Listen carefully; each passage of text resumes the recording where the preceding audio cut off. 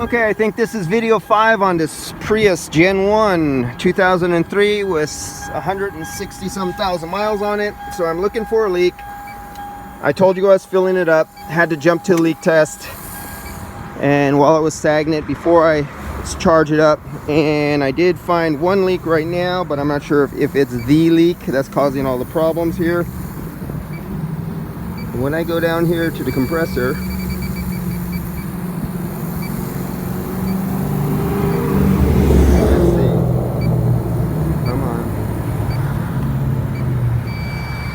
when I get down there,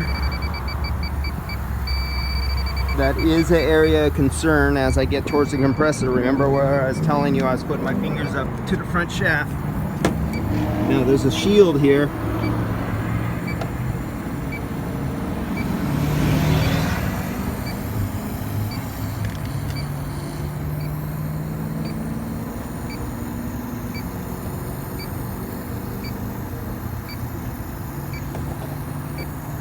Now I picked the refrigerant up above, but I don't pick up the refrigerant below.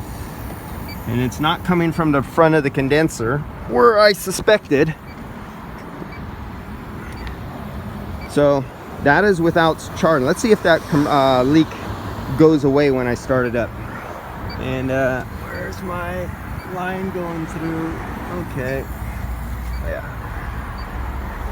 How back here? Getting back towards the firewall, back to those O-rings that go in the firewall, towards the expansion valve and evaporator back in there. And have the UV dye, bubbles, ultrasonic, and oh yeah, I want to show you this. Okay, so remember, I haven't started this up, but yet I injected the dye over here on the low side, and you have a compressor and you have an expansion valve as your separation for the two halves, but yet the dye got all the way over to here on the high side. And let's look again. So this is my $500 plus Eagle. Looking at it, it fluoresces it a little bit. That's $500 worth of UV light. Here's my UV beast. This is $80. That fluoresces it more. And if you see, I'm in direct sunlight. Sunlight is right there, coming directly into the light. And even with these lights in direct sunlight, the UV dye is really easy to see. That's the difference between a good UV light with good dye and ones that are not. So I went under here and I'm just showing you a little quick thing here. Let's get you somewhere in here, standing up. Now I want this on low. There. I don't want it to engage too long. I want it on recycle.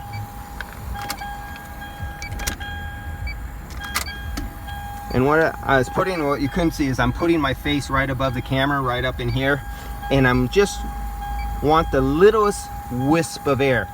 Just as that fan starts, I want it just to pulse and throw a little air up. So I have the most concentrated refrigerant going over the sensor as it's being sucked in, and don't over dilute it. Nothing came out. Okay, now I'm gonna start it. So we're on high, we're on max. On the Prius 1, you have to put it on the max to keep the engine running, to keep the compressor going, because it's not an electric compressor. If you don't have it on max, you don't have it on full, the engine shuts off, the compressor is no longer engaged, you don't have AC. That's one thing about the first gen. I got cold air coming out already, and I don't have my sensors plugged in with my laptop or my PDA or anything like that to show you that, but it's already nice and cool.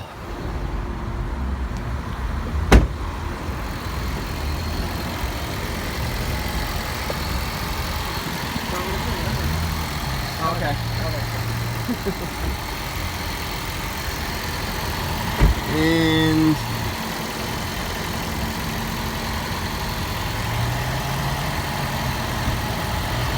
that is the refrigerant flowing in there. It's nice and clear.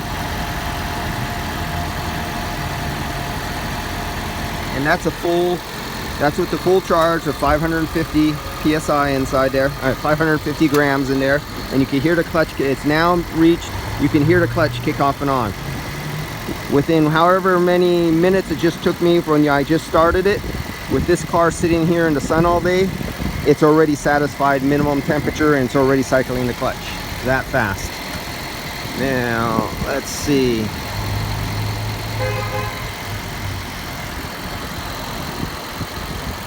And here's our pressures. We're almost 150, and this is a Prius.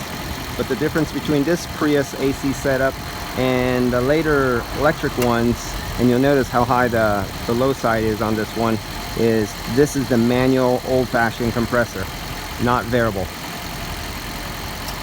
All right, now I gotta do a leak test again. Put the camera down, see what I find. Let's see if that leak is still there at the compressor.